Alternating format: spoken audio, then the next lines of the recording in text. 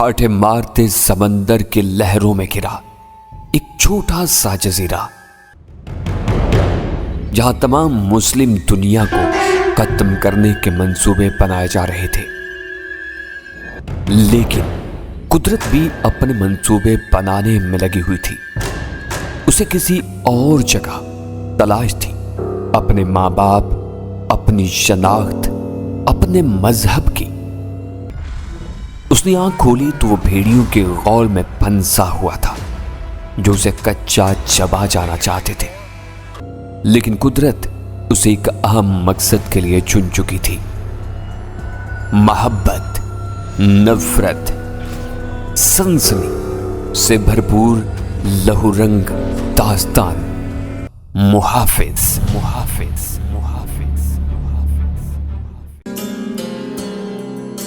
تکلیف بڑھ گئی تھی، اب سو کر اٹھے گی تو تازہ دم ہوگی۔ اس کا لباس بدلنا ہے اور حلیہ بھی درست کرنا ہے۔ میں نے کہا اب فکر نہ کریں، سب ٹھیک ہو جائے گا، ڈاکٹر بولا اور نرس کو مورنا کے بارے میں ہدایات دینے لگا کہ اسے کمرے میں شفٹ کر دیا جائے۔ پھر مجھ سے پوچھا کیا آپ کو بھی ٹریٹمنٹ کی ضرورت ہے؟ نہیں شکریہ، میں نے انکار کیا تو وہ اپنا بیگ سنبھال کر لے گیا۔ نرس اس کے ساتھ تھی جو کچھ دیر بعد 1 عدد اسٹریچر اور 2 عدد افراد لے کر آئی۔ میڈم کو دوسرے کمرے میں شفٹ کرنا ہے۔ دونوں افراد نے مل کر مورنا کو اسٹریچر پر ڈالا اور وہاں سے لے جانے لگے۔ میں ان کے ساتھ تھا۔ مورنا کو ایک صاف ستھرے کمرے میں منتقل کر دیا گیا۔ جب نرس اس کا لباس بدلوانے اور اس کا جسم صاف کرنے کی تیاری کر رہی تھی تو میں بھی کمرے سے نکل گیا۔ بٹلر کافی سمیت میرا منتظر تھا۔ اس نے کافی سرو کی، ساتھ میں کچھ خشک میوے بھی تھے۔ سر اگر آپ پسند کریں تو آپ بات لے لیں۔ ضرور، لیکن میں مسٹر رینڈ سے ملنا پسند کروں گا۔ مسٹر رینڈ سونے کے لیے جا چکے ہیں، اس نے معاذت کی۔ اب تو آپ ان سے صبح ہی مل سکیں گے۔ اوکے، چلو مجھے کمرہ دکھا دو۔ بٹلر مجھے ایک بیڈ روم تک لایا۔ بیڈ روم بھی مہمان خانے کا ہوتے ہوئے کسی نواب کی عشرت گاہ لگ رہا تھا۔ میں نے اب تک اپنا اسلحہ اپنے پاس رکھا تھا۔ اس جگہ کسی نے نہ تو اسلحہ باغور دیکھا تھا اور نہ کسی حیرت کا اظہار کیا۔ سب اپنے کام سے کام رکھنے والے لوگ تھے۔ بٹلر نے مجھے الماری دکھائی، اس میں آپ کے ناپ کا سوٹ ہوگا، اگر آپ چاہیں تو میں منتخب کر لوں۔ ضرور۔ میں رائفل اور بیگ ایک طرف رکھا۔ اس نے الماری سے گرم ریشمی شب خوابی کا سوٹ اور اس پر پہننے کے لیے ایک گاؤن نکالا۔ کیسا سر؟ اس نے پوچھا۔ ٹھیک ہے، اب تم جاؤ، میں نے جواب دیا۔ سر سونے سے پہلے آپ کچھ کھائیں گے یا پینے کے لیے لیں گے؟ نو تھینکس۔ اس بار میں نے کھردرے انداز میں کہا تو وہ چپ چاپ کمرے سے چلا گیا۔ اس کے جاتے ہی میں نے کمرہ اندر سے بند کیا اور موبائل نکال کر جمشید پیلس کا نمبر ملایا۔ خاصی دیر تک بیل جاتی رہی، پھر کسی نے ریسیور اٹھایا۔ پھولی سانسوں کے درمیان مجھے کاجل کی آواز شناخت کرنے میں دشواری پیش نہیں آئی تھی۔ یوسف؟ مجھے شرارت سوچی۔ نہیں، اپن سیٹھ ملباری بولتا، ادھر سے 2 چائے کا آرڈر آیا تھا۔ بدمعاش، وہ رونے کے انداز میں ہنسی۔ مجھے کتنا ستاتے ہو؟ تمہیں کیسے پتا چلا کہ میرا فون آئے گا؟ جاوید بھائی نے چھپایا تھا، میں نے انہیں مما سے بات کرتے سن لیا۔ کاجل، ان لوگوں کے دل میں کبھی میرے لیے جگہ نہیں ہوگی، میں نے سنجیدگی سے کہا۔ جاوید اور جنید کبھی تمہاری شادی مجھ سے نہیں کریں گے، چاہے میرے مقابلے میں کوئی بھنگی کیوں نہ ہو، لیکن میں سوائے تمہارے کسی کے لیے ہاں نہیں کروں گی۔ میں جانتا ہوں، لیکن تمہاری شادی ان لوگوں کے لیے اتنا اہم مسئلہ نہیں ہے جتنا پاپا کے کاروبار پر قبضہ کرنا۔ یوسف، تم کوئی خاص بات کہنا چاہتے ہو؟ ہاں، میں چاہتا ہوں تم لندن چلی جاؤ۔ لندن؟ مگر کیوں؟ کیونکہ میں بعض مجبوریوں کی وجہ سے پاکستان نہیں آ سکتا، البتہ لندن آ سکتا ہوں۔ تم وہاں میرا انتظار کرنا۔ انتظار تو میں اب بھی کر رہی ہوں۔ اس کا لہجہ افسردہ ہو گیا تھا۔ یوسف، کب تک؟ بہت جلد میری جان، بس کچھ دن کی بات ہے، پھر ان چکروں سے جان چھڑا کر آ جاؤں گا۔ کاجل، پھر میں تم سے شادی کروں گا، ہم اپنا گھر بسائیں گے۔ سچ؟ کاجل کے انداز میں شک کا میز حسرت تھی۔ میں کب سے یہ خواب دیکھ رہی ہوں، لیکن جب آنکھ کھلتی ہے مجھے ڈراؤنی رات ہی ملتی ہے۔ کاجل، مجھے نہیں معلوم کہ کوئی ہماری بات سن رہا ہے یا نہیں، تو مجھے احتیاطاً اپنا موبائل نمبر دو، میں اس پر کال کرتا ہوں۔ کاجل نے اپنا موبائل نمبر دیا۔ میں نے لائن کاٹ کر اس کے موبائل پر کال کی۔ اس نے فوراً ریسیو کر لی۔ یوسف، مجھے بتاؤ کہ میں لندن کیسے آؤں، میں وہاں کہاں رہوں گی؟ غور سے سنو کاجل، تم لندن جا کر راڈنی فریزر نامی وکیل سے رابطہ کرنا۔ اس کا نمبر اور پتہ تمہیں فون ڈائریکٹری سے مل جائے گا۔ اس کا دفتر کنگسٹن اسٹریٹ پر واقع ہے۔ راڈنی میرا وکیل ہے، میرے تمام معاملات کی دیکھ بھال وہی کرتا ہے۔ تم اسے میرا حوالہ دو گی اور ایک کوڈ بتاؤ گی تو وہ تم سے مکمل تعاون کرے گا۔ وہاں میرا ایک فلیٹ ہے، میری آمد تک تم وہاں رہ سکتی ہو۔ جاوید یا کوئی اور تمہیں وہاں پریشان نہیں کر سکتا اور نہ وہاں تمہارے ساتھ زبردستی کی جا سکتی ہے۔ لیکن یوسف، مما मैं उनसे छुप कर शादी नहीं कर सकती। वो सिसकी लेकर बोली, काजल पागल मत बनो। घर में इस बारे में एक लफ्ज भी ना निकालना मुंह से, वरना तुम कैद कर दी जाओगी और कभी लंदन नहीं आ सकोगी। बाद में वो हमारा रिश्ता कबूल करने पर मजबूर हो जाएंगे। ओके। उसने अपनी हालत पर काबू पाकर कहा, मैं आऊंगी यूसुफ, तुम्हारे लिए। मुझे कब तक इंतजार करना पड़ेगा? काजल मेरी जान, में वक्त नहीं बता सकता। जिंदा रहा तो दुनिया की कोई ताकत मुझे तुम्हारे पास आने से नहीं रोक सकेगी, मैंने यकीन से कहा। यूसुफ, पप्पा का बिजनेस? काजल ने आहिस्ता से पूछा। तुम इसका क्या करोगे? अगर तुम्हारे भाइयों ने खुश दिली से हमारी शादी को तस्लीम कर लिया तो मैं ये कारोबार इनके हवाले कर दूंगा। मैं हराम खाने की निस्बत फाके करना पसंद करूंगा। वैसे तुम फिक्र ना करो, मेरे बाजू में इतना जोर है कि तुम्हें आराम से रख सकूं। सच? काजल खिल गई थी। यूसुफ, तुम बहुत अच्छे हो। यकीन करो मैं तुम्हारे साथ इस झोंपड़ी में खुश रह सकती हूँ जो तुमने हलाल की कमाई से बनाई हो, मगर आराम से खड़े किए महल में नहीं रह सकती। मेरा तो यहाँ भी दम घुटता है। बस तुम वहां से निकलने की करो और सारा मामला हद से ज्यादा खुफिया रखना। मुझे जावेद और जुनेद से मामूली सी उम्मीद भी नहीं है। इन्हें भनक पड़ गई तो वो तुम्हें कैद कर देंगे, बल्कि गायब कर देंगे हमेशा के लिए। तुम्हारा मतलब है वो मुझे कत्ल कर देंगे? काजल सहम कर बोली। मैं इनसे ऐसी ही तवक्का रखता हूं, मैंने तलखी से कहा। माफ करना काजल, वो तुम्हारे भाई हैं, लेकिन वह दर्जे खुदगर्ज और मफाद के लिए सफाक लोग हैं। मैं जानती हूँ, क्या करूं, मेरे भाई हैं। बचपन की मोहब्बत खत्म तो नहीं हो सकती, फिर इनसे खून का रिश्ता भी तो है, वो बोली। रिश्ता कौन खत्म कर सकता है? और बेशक इनसे मोहब्बत भी करो, इन पर एतबार मत करना। क्या तुम्हारे पास पासपोर्ट है? मैंने पूछा। हाँ, अभी हाल ही में नया बनवाया है। बस तो खामोशी से बरतानिया का वीज़ा लगवाओ। मेरा ख्याल है तुम्हें आसानी से इमिग्रेशन वीज़ा मिल जाएगा, पर न किसी भी किस्म का वीज़ा लेकर चली जाना। बाकी मामलात वहाँ रॉडनी संभाल लेगा। तुम्हारे पास रकम है? ये कैसा सवाल कर रहे हो? वो खफकी से बोली। याद है पापा ने मेरे पैदा होते ही मेरे नाम से एक बैंक अकाउंट खोल दिया था। इसमें हर महीने 1 लाख जमा कराते थे। खुद हिसाब लगा लो कि पापा ने 18 सालों में कितना पैसा जमा कराया होगा। इसका नफा ही मेरे गुजारे के लिए काफ़ी है। 2-3 बार के अलावा इससे पैसा निकलवाया ही नहीं था। न जाने कितने लाख होगा। लाख नहीं, करोड़ में बात करो, मैंने कहा। इसका मतलब है कि तुम्हें कोई मसला नहीं होगा। बस तो पहली फुर्सत में लंदन जाने की तैयारी शुरू कर दो और खुदा के लिए अपने सूट न पैक करना शुरू कर देना। घर में बिल्कुल भी ना जाहिर करना कि तुम कहीं जा रही हो। इतनी अकल मेरे पास भी है। तुम फिक्र ना करो, मैं सिर्फ पहने हुए कपड़ों और अपनी चंद जरूरी चीज़ों के साथ ही जाऊंगी। Good girl. मैंने सुकून का सांस लिया। मैं जल्द अज जल्द आने की कोशिश करूंगा। फिलहाल गैर कानूनी तौर पर जनूबी अफ्रीका में हूं। मेरे खुदा, अगर तुम्हें गिरफ्तार कर लिया गया? काजल खौफ सदा हो गई थी। तब भी कुछ नहीं होगा। अगर मेरे चंद दुश्मन हुकूमत में ना होते तो मैं खुद को हुकूमत के हवाले कर चुका होता। ये उससे तुम्हारे पास इतने आदमी हैं, वो तुम्हारे एक इशारे पर सारी दुनिया में कुछ भी कर सकते हैं। तुम उनसे मदद क्यों नहीं लेते? तुम भूल रही हो, अब वो जावेद और जुनैद के साथ हैं और मैं किसी ऐसे आदमी पर एतमाद नहीं कर सकता जो इनके साथ रहा हो। तुम फिक्र ना करो, यहाँ भी मेरे हमदर्द कम नहीं है। और काजल, तुम भी मोहतात रहा करो। मुमकिन है मेरे दुश्मन मुझे मजबूर करने के लिए तुम्हारे खिलाफ कुछ कर गुजरे। यहाँ पाकिस्तान में? उसने ताज्जुब से कहा। वो बैनुल-अक़वामी किस्म के गुंडे हैं जिन्हें सुपर ताकतों की पुष्पनाही हासिल है। इन्हीं लोगों ने मुझे अगवा करके खलीज तबाह कर दिया था। खुदा के लिए इन लम्हात का जिक्र न करो, तुम नहीं जानते। ये खबर सुनने के बाद मैंने शब और रोज कैसे मर मर कर और जी जी कर गुजारे हैं। मैं उस वक्त को याद नहीं करना चाहती। काजल, बस कुछ दिन और, मुझे यकीन है कुदरत हमारी सारी तकलीफों का आज़ाला कर देगी। मुझे यकीन है यूसुफ, जब से तुम्हारे जिंदा होने की खबर सुनी है, खुदा पर मेरा ईमान लौट आया है। वो जरूर हमारे साथ इंसाफ। अचानक काजल की आवाज़ आना बंद होगी और मोबाइल स्क्रीन पर बैटरी खत्म होने का इशारा आया। मैंने दोबारा कॉल मिलाने की कोशिश की क्योंकि मैंने काजल को अभी तक कोड नहीं बताया था। इस कोड के बगैर रॉडनी इसकी कोई मदद नहीं करता और वह लंदन में भी यारों मददगार रह जाती। मगर मोबाइल की बैटरी इतनी कमज़ोर हो चुकी थी कि राब्ता नहीं हो सका। झुंझलाकर मैंने मोबाइल फेंक दिया। इस घर में फ़ोन लाजमी थे, लेकिन इस कमरे में कोई फ़ोन नहीं था। रात के 3 बज रहे थे। मैंने गुस्ल का फैसला किया। गर्द मिट्टी और जिस्म पर जा बजा जाले चिपके थे। नहा धोकर मैंने स्लीपिंग सूट पहना। असलिया से हाथ के निशानात साफ करके अलमारी में कपड़ों के अक्कम में छुपा दिया। एहतियातन ऐसा किया था, वरना इसका फ़ायदा नहीं था। अगर जोनाथन मुझे पुलिस के हवाले कर देता तो उसकी सुनी जाती, मेरी नहीं। थकन से बुरा हाल था मेरा और भूख भी लग रही थी। खास तौर से गर्म पानी से गुस्ल के बाद भूख जाग उठी थी। मैंने सोचा कि बटलर की बात मान लेता। बहरहाल सुबह देखी जाएगी। मेरी आंख किसी अलार्म से खुली। पहले तो मेरी समझ में नहीं आया, फिर सराहने रखे इंटरकॉम पर नजर पड़ी।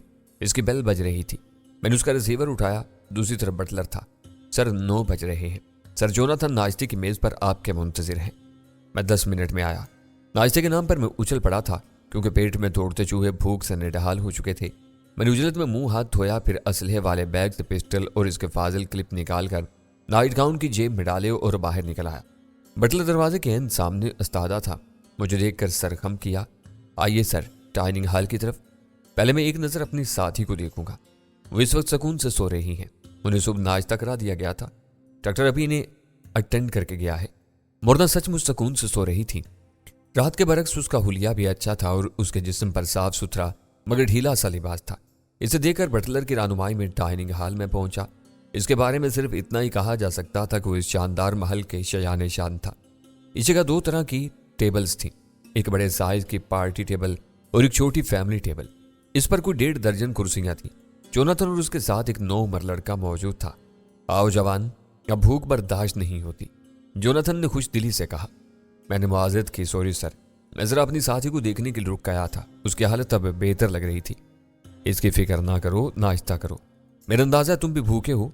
रात की भाग दौड़ में शायद खाना नसीब नहीं हुआ होगा, उसने कहा तो मैं चौंक पड़ा। आपका अंदाजा दुरुस्त है, मैंने नैपकिन सामने रखते हुए कहा। नाश्ता खामोशी से किया गया था। मैंने उस 9 उम्र लड़के का जायजा लिया। चेहरे मोरे और अपने बाएतमाद अंदाज से वो जोनाथन का कोई रिश्तेदार लग रहा था। नाश्ते के बाद जोनाथन ने मुझसे कहा, मैं आमतौर से चाय टेरेस पर लेता हूँ, तुम पसंद करो तो यहाँ मंगवा लूँ। नहीं, मैं भी टेरेस ही पर चाय लूँगा, आप मेरी फिक्र ना करें। ग्रैंडपा, क्या ये मुनासिब है? लड़के ने पहली बार कुछ कहा। कथी जेरी, तुम फिक्र ना करो और आज तुमने रेयान के पास जाना है। Okay grandpa. लड़का नैपकिन से हाथ साफ करता उठ गया। टेरेस महल के अकबी हिस्से में था। इसकी सुनहरी रेलिंग के पार दूर तक फैला लान और इससे परे जंगल साफ नजर आ रहा था। ये सब इस महल के अहाते में था। बटलर ने चाय मेज पर लगा दी। सुबह को निखरी निखरी धूप हर शय को वाजे कर रही थी। बटलर ने चाय बनाकर सर्व की। इसके बाद जोनाथन ने इसे चाहने का इशारा किया। वो खामोशी से रुखसत हो गया। इसके जाते ही जोनाथन यकदम संजीदा नजर आने लगा था। क्या यह दुरुस्त है कि तुम इस वक्त जनूबी अफ्रीका की हुकूमत को मतलूब तरीन शख्स हो और तुम पर 12 अफराद को कत्ल करने के इल्जामात हैं? मैंने चाय का सिप लिया। आप बहुत अच्छी चाय इस्तेमाल करते हैं। यह मेरे सवाल का जवाब नहीं है। यकीनन इसके सिवा मेरे पास कोई जवाब नहीं है। लेकिन एक सवाल है, आपको इस बात का कब और कैसे इल्म हुआ? सवाल गैर जरूरी है। असल अहमियत इस बात की है कि तुम कौन हो। जोनाथन ने चाय का कप उठा लिया। नौजवान, क्या तुम मुझे अपने बारे में बताओगे? मुमकिन है मैं तुम्हारी मदद कर सकूं। मैंने प्याली रख दी। एक ऐसे शख्स की जिस पर 12 अफराद के कत्ल का इल्जाम है। मैंने चुपते हुए लहजे में कहा। इससे कोई फर्क नहीं पड़ता, उसका लहजा अब भी पुरस्कून था। तुम पर सिर्फ इल्जाम है, अदालत ने सजा नहीं सुनाई है, इसलिए तुम इस बात को भूल जाओ। ठीक है, मैंने गहरी सांस ली। मुझे तस्लीम है कि मैं वही जोसेफ हूं जिसकी पुलिस को तलाश है। तब तुम मुझे अपने बारे में तफसील से बताओ। उसने जरा आगे झुककर एक एक लफ्ज पर जोर देते हुए कहा, और यकीन करो तुम खिसारे में नहीं रहोगे। मैंने गौर से उसे देखा। उसके चेहरे और आंखों में संजीदगी और संगीनी थी, लेकिन न जाने क्यों मुझे लग रहा था कि वो मेरे लिए खतरनाक नहीं हो सकता। मैंने एक गहरी सांस ली और उसे तफसील से सब बताने लगा। यानी मैं जनूबी अफ्रीका में कैसे दाखिल हुआ और यहाँ किन हालात से गुजरा। मैंने सब हाथ पांव बचा कर बयान किया। अगरचे हम खुली जगह पर थे, लेकिन इस बात का खासा इम्कान था कि मेरा कहा गया एक एक लफ्ज कहीं रिकॉर्ड हो रहा हो।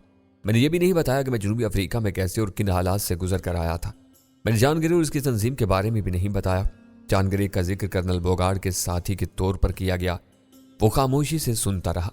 इसके अंदाज से लग रहा था कि वो मेरे बयान का एक एक लफ्ज अपने जहन में महफूज रखते हुए इसका तजिया कर रहा है। मुझे खदशा था कि वो बयान में मामूली सी गलती भी पकड़ लेगा, इसलिए मैं हद्दुल इम्कान सच बोल रहा था। इस दौरान बटलर ने एक बार और चाय सर्व की। ये ऐसी खुश जायका और खुशबूदार चाय थी कि मैंने इतनी नफीस किस्म की चाय कम ही पी थी। जोनाथन का ज़ौक़ इस मामले में बहुत आला था। वो खामोशी से सुन रहा था। जब मैंने लिंडसे का जिक्र किया, वो किसी कदर मुज़तरिब हो गया था। उसे अपनी चाय की प्याली रखती और कुछ देर कला में घूरता रहा। मैं रुक गया, हत्ता कि उसने इशारा किया, अपनी बात जारी रखो। जोहान्सबर्ग में पेश आने वाले वाक़यात में मैंने कैनी मैन के दुश्मनों से होने वाली झड़पों में मारे जाने वाले अफराद का तज़किरा भी गोल कर दिया, क्योंकि इन सब में खासे अफराद मारे गए थे जिनका इल्ज़ाम भी मेरे सर आ सकता था। मेरे चुप होने के बाद भी वो खामोश रहा था। खासी देर बाद उसने सर उठाया।